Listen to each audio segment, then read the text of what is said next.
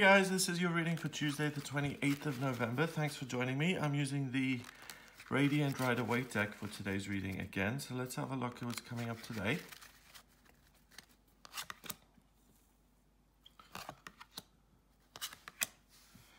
Okay, so immediately we've got this sense of liberation, a sense of freedom. First of all, the Eight of Swords. You can see this woman is blindfolded. She's stuck. She's in this prison of her own making. Swords particularly indicating thinking and beliefs you hold about yourself and the kind of ideas that you're engaging with. In this case, her own thinking is getting her to in a place where she feels completely stuck, like she has no choice. She doesn't know what's going on anymore. You know, when you get to the point in terms of your own thinking where you don't know what's right or wrong anymore, it's just a mess. And that's the kind of state when you have to say, okay, I give up. I don't think I'm going to be able to figure this out on my own. And I hand all of this junk over to something bigger to kind of lift the blindfold for me and help me to move forward in my life in some way. But the great thing here is we've got the Knight of Swords. And the Knight of Swords is what's really giving me this sense of liberation. Because the Knight of Swords is someone who's reckless. That horse looks very kind of rushed and kind of scared. He rushes into situations without thinking, and he often makes a mess of things. But that's exactly the kind of energy that you need. You need someone to bulldoze over these swords and over these kind of faulty beliefs and kind of, you know, not so much rescue her, but kind of at least clear the way for her to move forward, to listen to her own feelings again, to get back to basics in terms of who are you, what is important to you, what do you care about, what do you see in your future? What path are you going in? Are you going back towards the town? Are you moving on with your life in some different way? You know, sometimes we get so entrenched in a way of thinking that it's just round and round and round and round and you can't get out of it.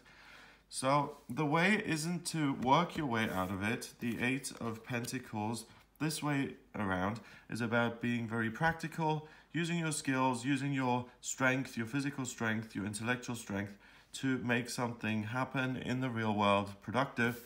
It's in reverse, so you can't work harder, you can't think harder to resolve this for yourself.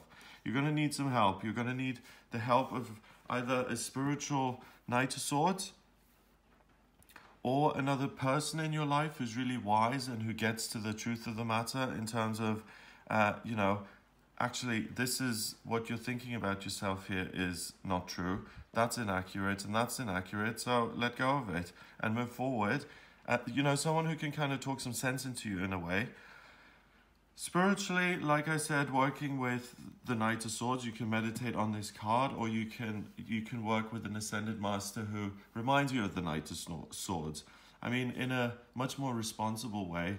Archangel Michael, for instance, he is the archangel to work with if you don't feel safe, or if you want cords cutting, or if you want things resolved. So see whatever kind of figure speaks to you, if it's Jesus who does that, or if it's Ganesh who gets rid of obstacles for you, then work with whatever Ascended Master works for you. Don't try and figure this out by yourself, and really allow for these kind of outside influences like the Ascended Masters, or friends, or family, or trusted loved ones who can really help you and support you. Get rid of some of these faulty beliefs. You can get back to basics. You can get back to what you really are, and you can get back on course. You know, sometimes, you know, progress, there's this great image that's online somewhere.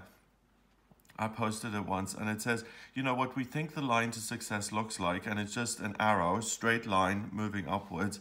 And this is what it looks like in reality. It's this line that starts there, then it's this whole jumbled mess of complications and problems, and then there's an arrow going up at the top again. And, you know, you may have got off track with something recently.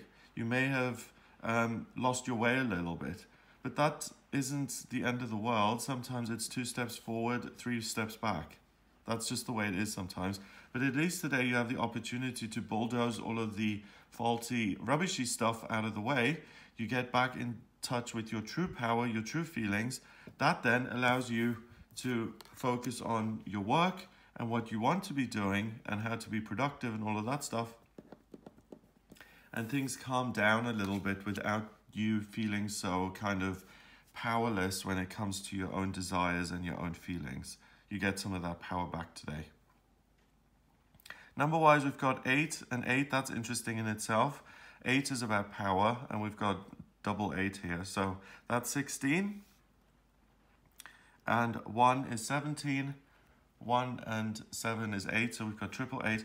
8 is about power. It's about really having the strength to overcome issues, difficult things, and really bulldozing your way out of them.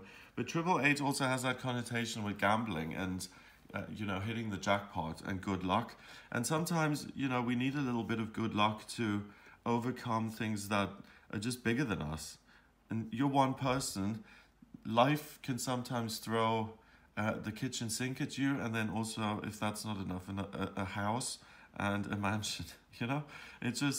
There's just so much one person can take sometimes. So today is this miraculous day where you can really unburden yourself and really just get rid of the unnecessary stuff and really get yourself back on track so that things become far less complicated, much more simple, and much more enjoyable on a day-to-day basis. So that's what I get for you for Tuesday the 28th. If you'd like a private reading with me, please get in touch via the website. It's gregoryscott.com. Click on the readings tab to order your reading. I use astrology and tarot and numerology in my readings. The astrology gives me a blueprint of your soul, pretty much. So it shows me why you've come back in this lifetime, what your vocational aptitudes are, what's coming up for you in future, in your love life, your career, your finances, family, spiritual progress, anything like that. So if you're interested in a reading, then get in touch via the website. Please remember to subscribe to this YouTube channel, and I'll speak to you tomorrow.